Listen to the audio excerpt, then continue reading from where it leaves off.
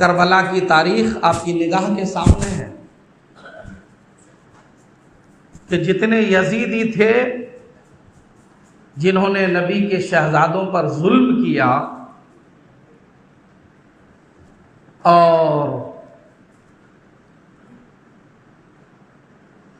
نبی کے گھر کے 70 افراد کو شہید کیا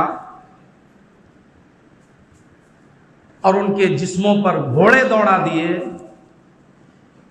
بعد کربلا کی تاریخ کو ملاحظہ کیجئے کہ 6 مہینہ کے مختصر عرصے میں 6 مہینے ایک ظالم بھی نہیں بچا، ایک یزیدی بھی نہیں بچا، اللہ نے دنیا سے ان سب کا نام و نشان مٹا دیا، اور جن کو یہ یزیدی مٹانے پر تلے تھے اس کے نام کو پروردگار عالم نے ایسی مقبولیت عطا فرمائی کہ قیامت تک ہی نہیں، بعد قیامت میں بھی لوگ اس نام کو لینے کے لیے اپنا نام لے کر کے فخر محسوس کریں گے کہ ہم نے نبی کے شہزادے حسنین کریمین کا نام لیا ہے یا اپنے بچوں کا نام ان کے نام پر رکھا۔ 6 مہینہ کے اندر سارے ظالمین نیست و نابود ہو گئے۔ رب ذوالجلال نے قرآن مقدس میں نبی سے محبت کا پیغام دیا، اور نبی کریم صلی اللہ علیہ وسلم نے اپنے صحابہ اور اہل بیت سے محبت کا پیغام دیا۔ اس لیے محبت کے پیمانے کو ہمیں سمجھ کر کے اس کے مطابق زندگی گزارنے کی کوشش کرنی ہے۔ یزید سے محبت کرنے والوں کا انجام آپ کی نگاہوں کے سامنے ہے، اور آقا حسین سے، صحابہ سے، اہل بیت سے محبت کرنے والوں کا انجام ایک حدیث پاک میں یہ ہے کہ جس نے میرے صحابہ اور اہل بیت سے محبت کیا وہ جنت میں ہے۔ اس مفہوم کی بہت ساری حدیثیں ہیں، میں سنا بھی چکا ہوں۔ ایک طرف جو لوگ خلاف شریعت ہیں، خلاف دین ہیں، یا اللہ و رسول کے نافرمان ہیں، یا صحابہ و اہل بیت کے نافرمان ہیں، ان کی محبت کا صلہ جہنم ہے، اور نبی، آل نبی اور صحابہ سے محبت کا انعام جنت ہے۔ بلکہ ایک حدیث پاک میں تو آقا نے فرمایا کہ وہ بھی میرے ساتھ جنت میں رہے، میرے ساتھ جنت میں رہے۔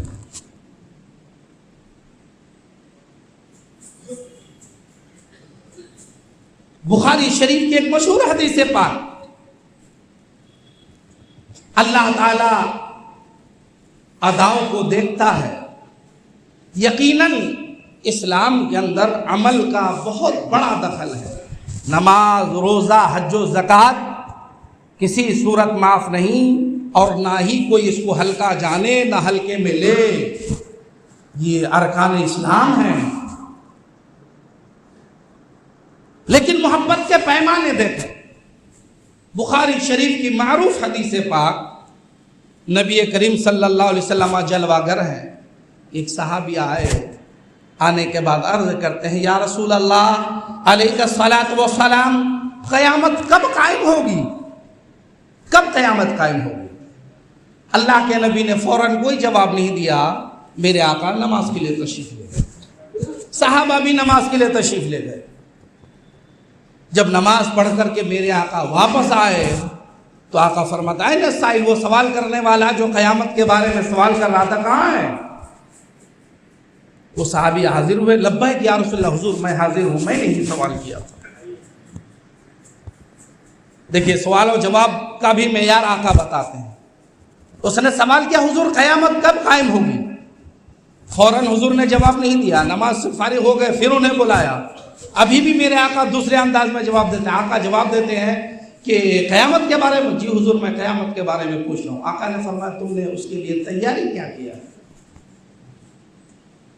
تم نے اس کے لیے تیاری کیا کیا ہے جو پوچھتی ہو کہ قیامت کب قائم ہوگی؟ کب قائم ہوگی قیامت؟ تمہیں کب موت آئے گی؟ اس سوال کے جواب میں تمہارے لیے فائدہ نہیں ہے، تمہارے لیے فائدہ یہ ہے کہ تم قیامت کی تیاری کرو، تم موت کی تیاری کرو، تم آخرت کی تیاری کرو، تمہارے لیے اس میں فائدہ ہے۔ اس حدیث پاک نے بتا دیا کہ بے مطلب سوال کرنا نہیں چاہیے، اور کبھی کوئی بے مطلب سوال کرے تو اس کا جواب دینا بھی ضروری نہیں ہے، یہ اللہ کے نبی نے بتا دیا۔ اب سنیں، تم نے قیامت کے لیے کیا تیاری کی ہے؟ پیارے صحابی کا پیارا جواب تو سنیے۔ عرض کرتے ہیں یا رسول اللہ، میرے پاس نہ نمازیں ہیں زیادہ، نہ روزے ہیں، نہ حج و زکوٰۃ ہیں، یہ نیکیاں میرے پاس زیادہ نہیں ہیں۔ آقا نے فرمایا پھر؟ صحابی عرض کرتے الا انی احب اللہ ورسولہ، لیکن حضور اگرچہ عبادتیں میرے پاس بہت کم ہے، لیکن میں اللہ اور اللہ کے رسول سے بہت محبت کرتا ہوں۔ حضور میں اللہ اور اللہ کے رسول سے بہت محبت کرتا ہوں، اپنی جان مال گھر والے سب سے زیادہ میں اللہ اور اللہ کے رسول سے محبت کرتا ہوں۔ جب میرے آقا نے اتنا سنا تو مسکرا کر میرے آقا ارشاد فرماتے ہیں، بخاری شریف کی حدیث، اور محبت کا معیار آپ بھی طے کر لو، فرماتے ہیں المرء مع من احب، ایسی بات ہے تو انسان اسی کے ساتھ رہے گا جس کے ساتھ وہ محبت کرتا ہے۔ پھر آگے فرماتے ہیں اس صحابی سے وانت مع من احببت، تو بھی اس کے ساتھ رہے گا جس سے محبت کرتا ہے۔ اور صحابی نے تھوڑی دیر پہلے کیا کہا کہ میں اللہ اور رسول سے بہت محبت کرتا ہوں، گویا نبی نے فرما دیا اگر تم مجھ سے محبت کرتا ہے تو میرے ہی ساتھ جنت میں رہے گا۔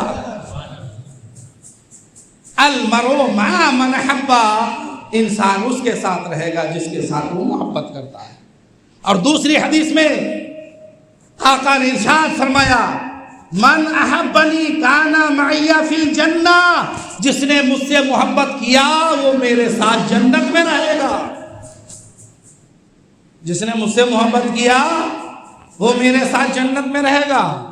یہ مصطفیٰ جان رحمت محبت کا معیار متعین فرماتے ہیں، اور آگے ارشاد فرماتے ہیں نبی نے فرمایا انسان جس کے ساتھ محبت فرمائے گا اسی کے ساتھ رہے گا دنیا آخرت میں مرنے کے بعد۔ اور آقا فرماتے ہیں اے لوگو تم لوگ میرے صحابہ اور میرے اہل بیت سے محبت کیا کرو۔ جب نبی نے قرآن نے کہہ دیا اللہ اور رسول سے محبت کرو، رسول اللہ نے فرما دیا صحابہ اور اہل بیت سے محبت کرو، پھر آقا نے ایک معیار دے دیا کہ جو اس معیار پہ اترے گا وہ جنت نہیں، جنت میں میرے ساتھ ہوگا۔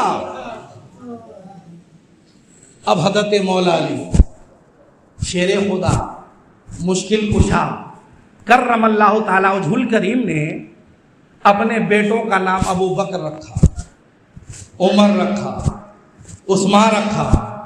امام حسن مجتبیٰ نے اپنے بیٹوں کا نام ابو بکر رکھا، عمر رکھا، عثمان رکھا، دوسرے ناموں کے ساتھ یہ سب نام بھی رکھا۔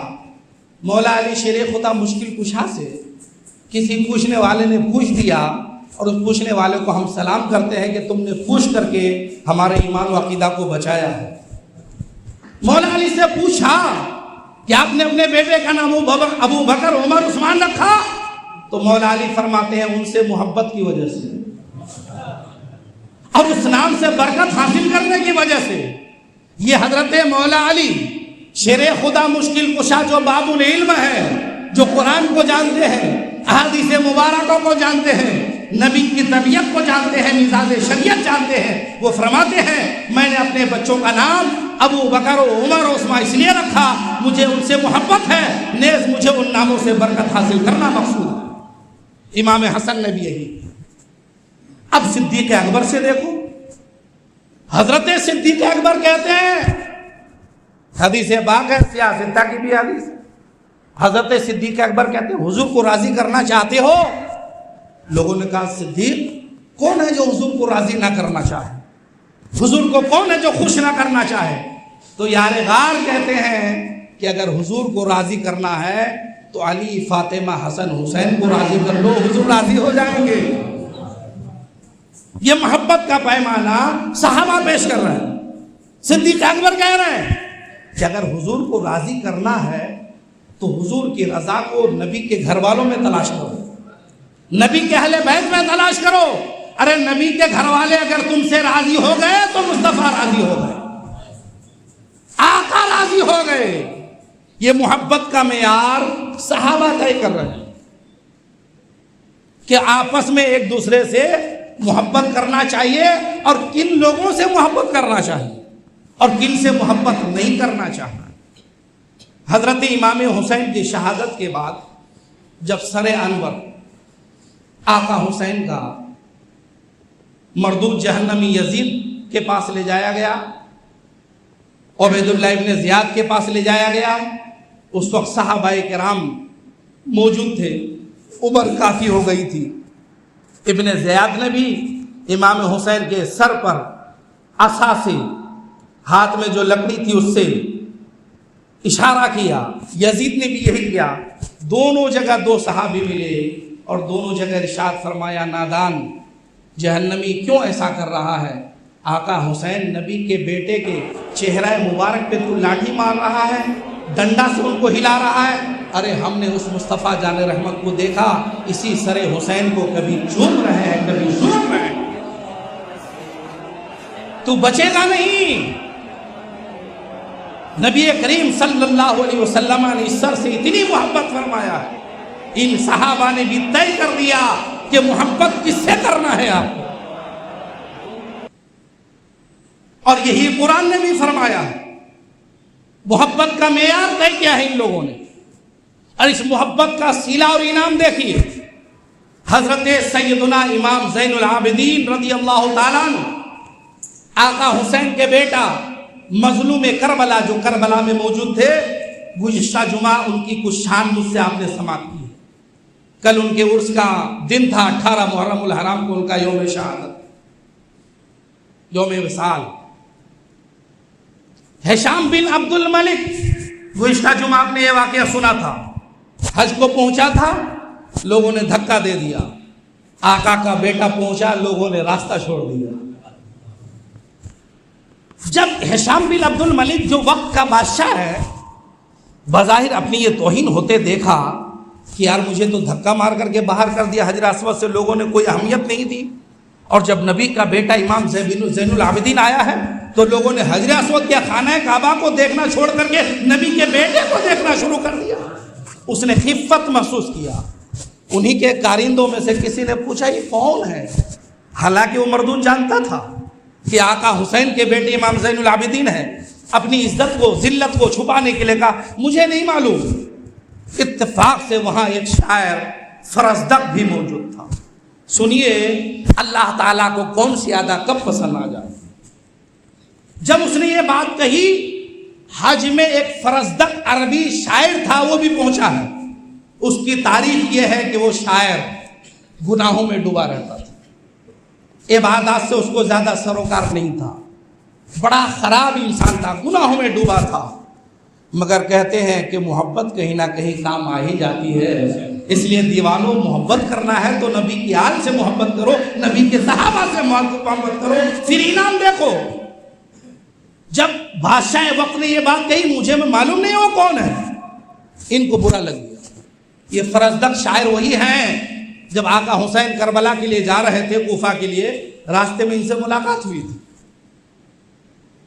تو امام حسین نے جب پوچھا وہاں کے حالات کیسے ہیں تو اسی نے خبر دی تھی کہ آقا حسین وہاں کے لوگوں کی دل تو آپ کے ساتھ ہے مگر تلواریں غیروں کے ساتھ.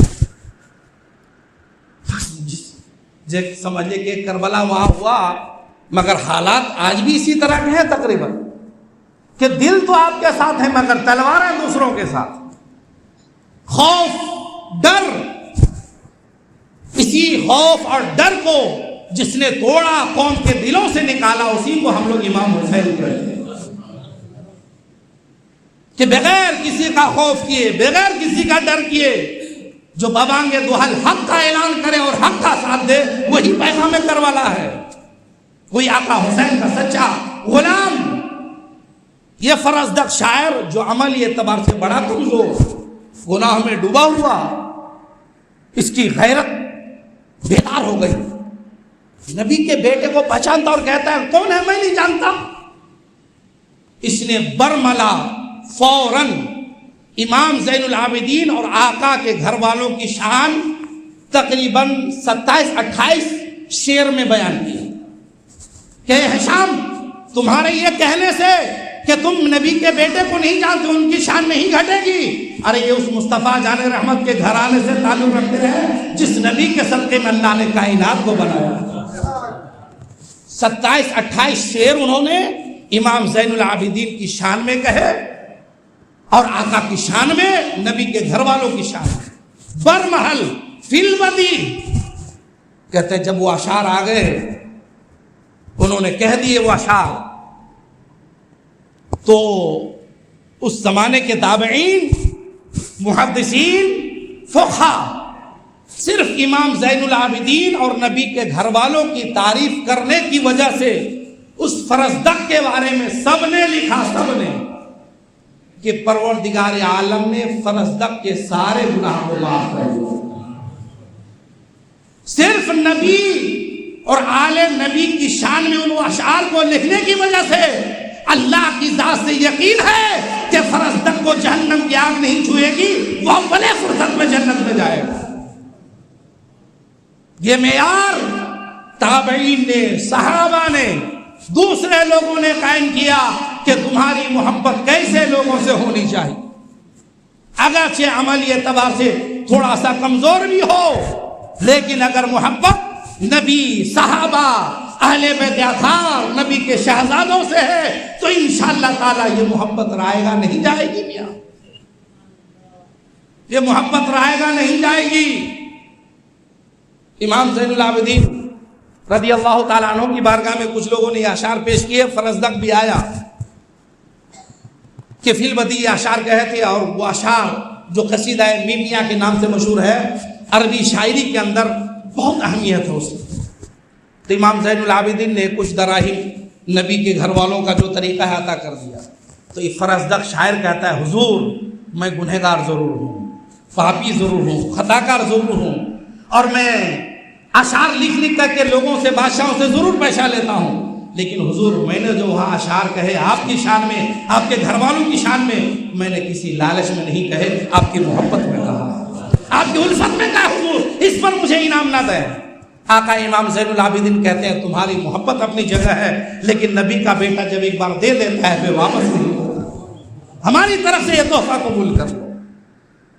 تو یہ محبت کا معیار ہے کہ نبی کی آل سے اگر سچی محبت آپ کی ہے اور نبی کے دشمنوں سے, نبی کی آل کے دشمنوں سے آپ کو نفرت ہے, تو انشاءاللہ تعالی عمل تھوڑا کمزور بھی ہوگا تو یہ محبت آپ کی نجات کے لیے کافی ہوگی. لیکن یہ ہے کہ عمل بالکل چھوڑ دو, ہم یہ بھی نہیں کہیں گے, کیونکہ جن نبی کے بیٹوں کی محبت جنت میں لے جاتی ہے ان نبی کے بیٹوں کا تقویٰ کا یہ حال ہے کہ مشہور تابعی حضرت سعید بن مسیب کے سامنے ایک شخص نے کہا ایک شخص کے بارے میں کہ میں نے ان سے زیادہ متقی اور پرہیزگار کسی کو نہیں.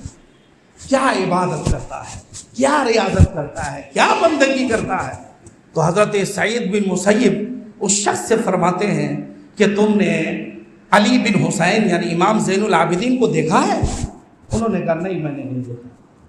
تو حضرت سعید بن مسیب فرماتے ہیں کہ تب تو تمہارا کہنا ٹھیک ہے, لیکن اگر تم امام زین العابدین آقا حسین کے بیٹے کو دیکھتے تو تم یہ کہتے کہ میں نے امام زین العابدین سے زیادہ کائنات کے اندر تقویٰ پرہیزگاری والا, خدا کی عبادت کرنے والا نہیں دیکھا.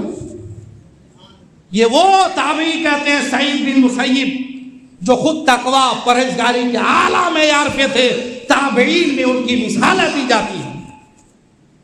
یہ وہ سعید بن مسیب ہے جو واقعہ حرا کے درمیان مسجد نبوی کے اندر موجود تھے.